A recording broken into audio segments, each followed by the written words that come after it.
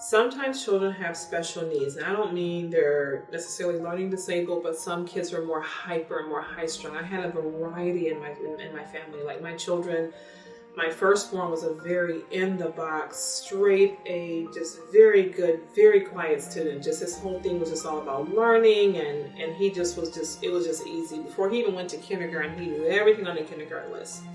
Then my second child was a better talker than him. He was a better communicator. He talked early, but he was extremely hyper. So that made school difficult. He didn't do well sitting down and being still.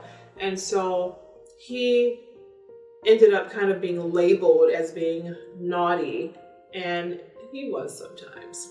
But you have to also be careful of your child being labeled. You have to be careful of people telling you how to parent your child. They wanted to put my child on Ritalin, which is a drug that calms a hyper child down.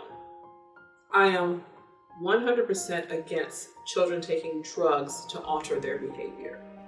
Sometimes it's a little more work for a parent, and it's parents that want to be lazy and have a quick fix. That is not what parenting is. You have to be dedicated and committed enough to do what it takes. With my son, what we did was called a poker chip process, a poker chip method. And it's something that I just created at home. I went out and I bought some red, white, and blue poker chips. I had a little sandwich bag, and I gave him this sandwich bag every morning. And I said, you better come home with all these chips. Now his teacher, because I had to do something to make him think about his behavior, he was extremely hyperactive. He had ADHD, and they were right. He was under that umbrella of needing Ritalin, needing medication to slow him down, to calm him down. But I was like, no, I'm not going to give my child drugs to alter his behavior. I'm going to get in there with him as a mom and do all that I can to help him cope and learn how to calm down. And you have to make sure there's consequences, and there's also praise and compliments and rewards for good behavior. Sometimes I don't reward good behavior because they should just, well, no, some kids need that. No, some kids actually need that. They need reinforcement, positive reinforcement. They need encouragement. They need that. So I had a basket of toys from the dollar store, very inexpensive toys. And at that age, they're just excited about anything. At least my kids were. And I gave him these poker chips.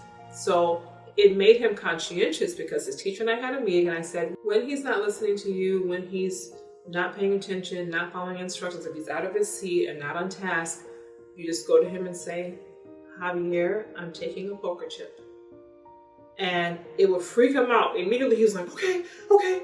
You know, if he saw her going for that bag. But what it was is that it wasn't to torture him, but it was to make him conscientious and to be responsible for his behavior. You can't just do what you want to do. If all the other kids are sitting down for story time, sit your behind down too. And sit there and be still. And I told her, take a chip. So if he came home without a chip, there were consequences. Sometimes, now he was a very hyper child. He liked to be on the go. When he came home, it was like, woo! I can feel my Power Rangers. I can fight with my Power Rangers. I can feel my Spider-Man, my Batman. He was a toy child. He loved toys and he loved being active and everything. The greatest punishment to him, also know your children, was making him sit still. He didn't want to sit still. Take all his toys away. You can't play with the computer. You can't play with your toys. Go sit on your bed and sit there until I say get up. He was like, Mom, can you please spank me instead? Like, he would ask for spankings because that's how bad he hated sitting still.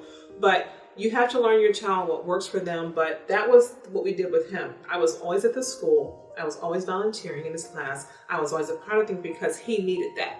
You know, all kids need that to a certain extent, but this child needed extra attention from me. And I was like, he's not going to be on drugs, but I will be front and center as a mom. I will be there to do my part. I will work with the teacher, and the teacher appreciated that.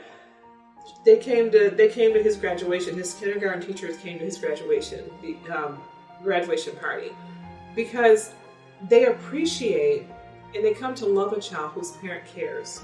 If you care and you teach your child to respect that teacher, it means so much to the educators. They work hard. They're dealing with a classroom full of kids. They don't have time to deal with your one bad child stopping the whole class. They don't have time for that. So deal with your child. Respect the teacher. Teach them to respect the teacher. And yes, sometimes little Johnny is bad. Don't call kids bad. Sometimes they're bad. So anyways, that is that age. Now, on the flip side, I also had to, as a mom, be an advocate for him because he was definitely labeled. I mean, this is kindergarten. He was already labeled in kindergarten. He was not a bad child. He was a hyper child, and he was mischievous. He was definitely mischievous. So we got called into a meeting one time.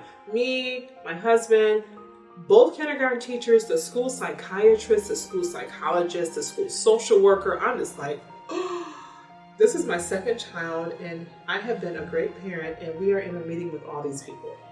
And they proceeded to tell me all these horrible things he was doing. He's harassing this little girl and just messing her day up at school. He's harassing her and he's bullying her and he won't leave her alone. And I was like, wow, that doesn't sound like him to me. He is busy and he's mischievous, but I'm like, he's not a mean-hearted person. He has a good heart.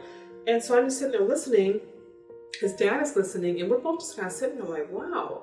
And so then they're saying, he did this in gym class and he got in trouble and he was harassing this little girl and bullying this little girl in gym class, and it's so horrible. And I'm just feeling so bad, like, wow, really? And finally I said, can we call the gym teacher in here? Because I was kind of asking questions and I wasn't getting clear answers, but they were telling me this whole horrible story about my child. So I said, can we please have the gym teacher come in here and talk to her so I can get a more clear understanding of what is going on? They said, sure. They called her in there. So she comes in and she's like, hi, like, what's up? She's full of energy and happy. Hi, what's up? I said, yes, we're Javier's parents. She said, yeah, Javier's awesome, So she comes in, she's all happy and excited. I'm like, we're the parents. And, and she's like, yeah, your son is awesome. I love him. And everybody kind of got quiet, and I was like, we got called into a meeting today, this morning, because of his behavior in your class. And she said, what? And she looked around like, what is going on? She said, I know nothing about this. What do you mean? So then I had to explain to her that he's this little girl, and she literally started laughing. And she said, that is so not true. He is a great child in my class. He loves gym. He's fun. He's always just one of my best ones. Everybody wants him on their team. He's full of energy. He's a leader. He has never been a problem in my class ever. And then she went on to explain that this little girl's a very nervous little girl. And he has scared her before because he would turn his eyelids inside out. And she was scared of that. Other kids would laugh and she was petrified. And once he realized he got a response from her, he kept going. He would turn his eyelids inside out and she would scream and run. So she said one day they were playing tag. And it came to be his time to tag her. And she went crazy because she was scared of him because of this eyelids being turned inside out. It's a silly thing, but it was still wrong on his part. But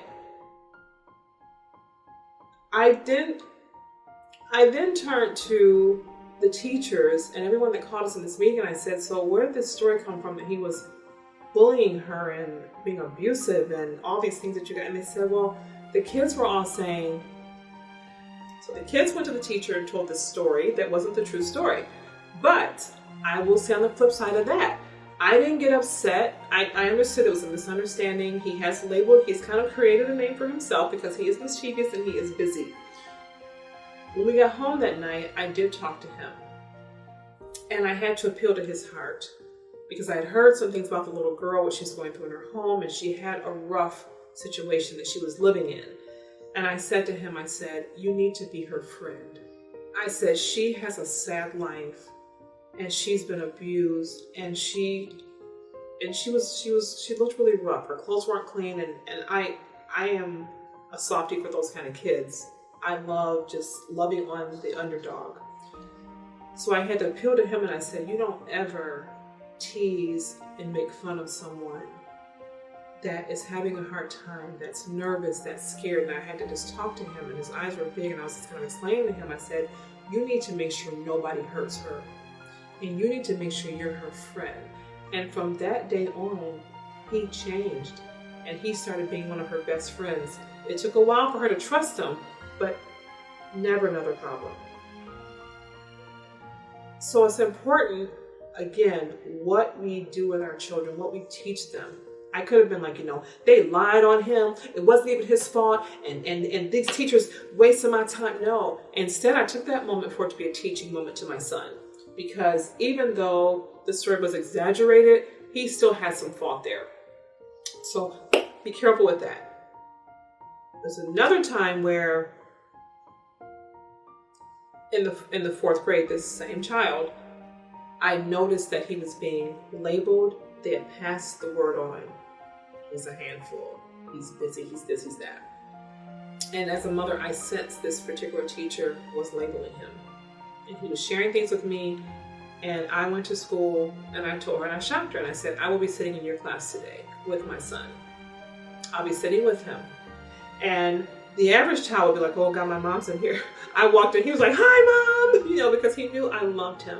And he knew that it was going to be okay. And I sat there and I just finally had to tell her, don't label my child. This was me and her one-on-one. It wasn't in front of him. You should not talk to a teacher in front of your child when it's a disagreement. But I told her very respectfully, I said, you heard from his previous teacher that he had these issues. And he is hyper. I'm not blind to my child. I'm very much aware of who he is. I said, but don't label him. That's not fair. Give him a fair chance to prove himself to you. If you have a problem, feel free to call me.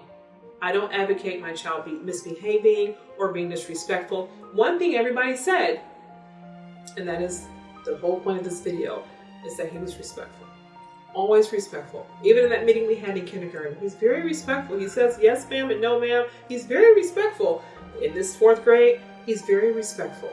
Okay, so that's important. And the reason being is because I did not teach him to fight back with his teachers. I told him, he felt like at a point, Mom, you're always taking their side. I said, no, I'm not taking their side, but you be respectful and you let me and Dad handle this other stuff. So that was how I dealt with that situation. Love your child, protect them. Be aware of the fact that there may be sometimes unfair labeling, especially if you have a child that is hyper or has some behavioral issues with just, being mischievous. Be aware of who your child is. Don't be blind to it and don't be overprotective, but protect them and love them at the same time. It's a little thin dance there between, being a loving mom at the same time, drawing that line.